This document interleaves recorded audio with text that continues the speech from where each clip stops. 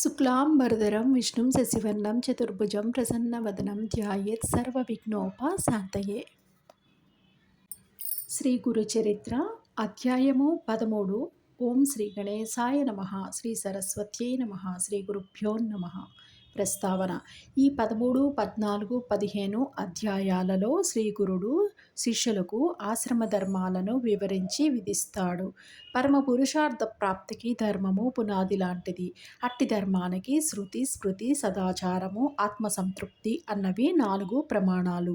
కనుక సూక్ష్మమైన బుద్ధి మొదటి రెండింటిని హృదయగతం చేసుకుని సందేహాస్పదమైన అంశాలలోని సత్పురుషుల ఆచారాన్ని స్వీకరించాలి.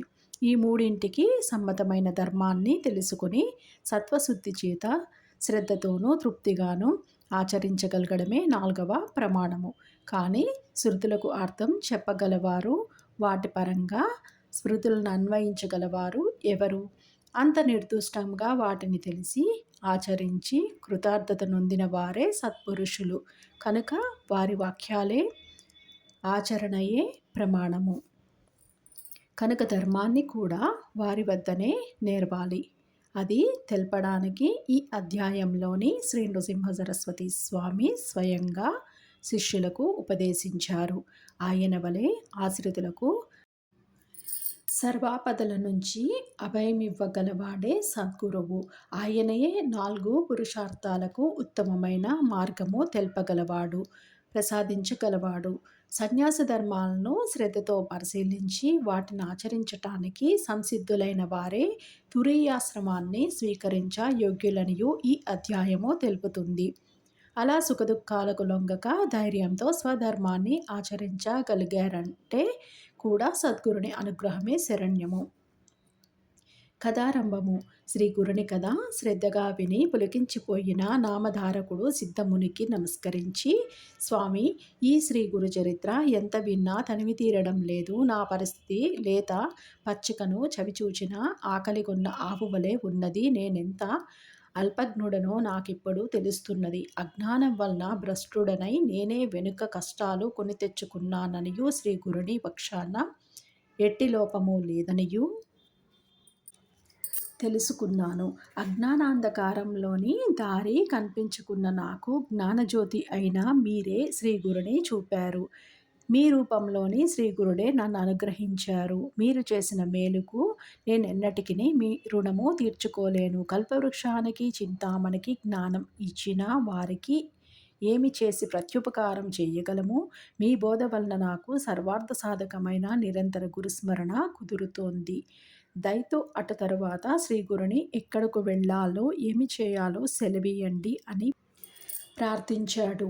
సిద్ధయోగి సంతోషంతో అతని శిరస్సున చేయి పెట్టి, నీ జన్మ ధన్యమయ్యింది.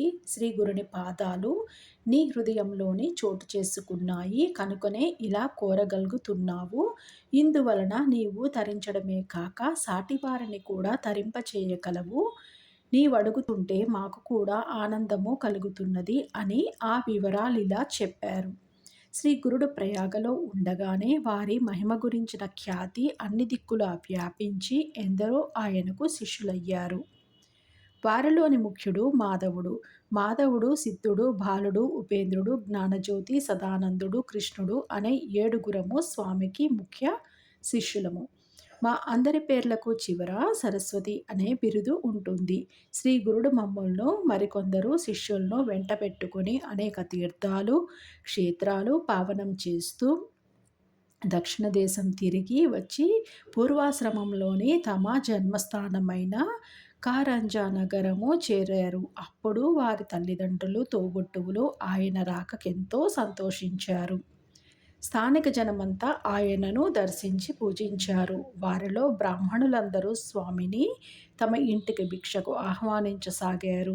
శ్రీ గురుడు అందరి ఆహ్వానాలు అంగీకరించి ఒకే సమయంలోని అనేక రూపాలలోని అందరి ఇళ్లకు భిక్షకు వెళ్ళి భిక్ష చేశారు. అందరూ ఆ లీలాకాశ్చర్యపడియు ఆయన సర్వవ్యాపకుడైన భగవదవతారమనియు గుర్తించారు. ఒకరోజు ఆయన తల్లిదండ్రులకు శ్రీపాదుల రూపంలోని మళ్ళీ దర్శనమిచ్చారు. వెంటనే అంబకు పూర్వజన్మ స్మృతి కలిగి భర్తతోని నాదా క్రిందటి జన్మలోని లోకపూజ్యుడైన కొడుకు కలగాలనియు నేను శ్రీపాదస్వామిని పూజించి వారి ఆదేశానుసారము శని ప్రదోష పూజ చేశాను. ఈ జన్మలోని ఆ కోరిక నెరవేరి నా జన్మ సార్థకమైంది అని చెప్పింది.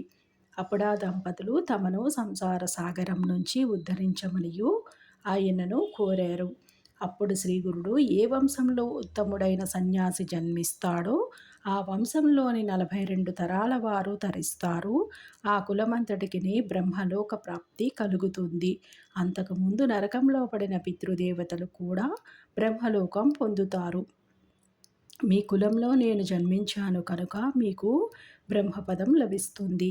మీ పిల్లలు పూర్ణాయుష్మంతులై అష్టైశ్వర్యవంతులై సుఖంగా జీవిస్తారు. మీరు వారి బిడ్డలను మనుమలను చూడగలుగుతారు. చివరి దశలో క్షేత్రాలన్నింటిలోనూ ఉత్తమమైన వేదాల చేత కీర్తించబడినది అయిన కాశీలో కూడా మీరు నివసిస్తారు.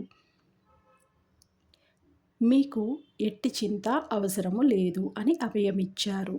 అప్పుడు పూర్వాశ్రమంలోని స్వామివారి సోదరి అయిన రత్న ఆయనకు నమస్కరించి, స్వామి, నాకు కూడా సంసార తాపత్రయం తొలగి నిర్లిప్తత ప్రసాదిస్తే తపస్సు చేసుకుంటాను అని ప్రార్థించింది. అప్పుడు శ్రీగురుడు నవ్వి, అమ్మా, స్త్రీలకు పదసేవ వల్లనే మోక్షం లభిస్తుంది, అభీష్టాలు కూడా నెరవేరుతాయి. కాబట్టి భర్తయే పరమేశ్వరుడన్న భావంతోని ఆయనను సేవించు. గృహిణులకు అదొక్కటే మార్గమనియు వేదం చెప్పింది అన్నారు. అప్పుడు ఆమె, స్వామి, మీరు త్రికాలజ్ఞులు, నా ప్రారబ్ధం ఎలా ఉన్నదో నా భవిష్యత్తేమో తెల్పండి అని కోరింది.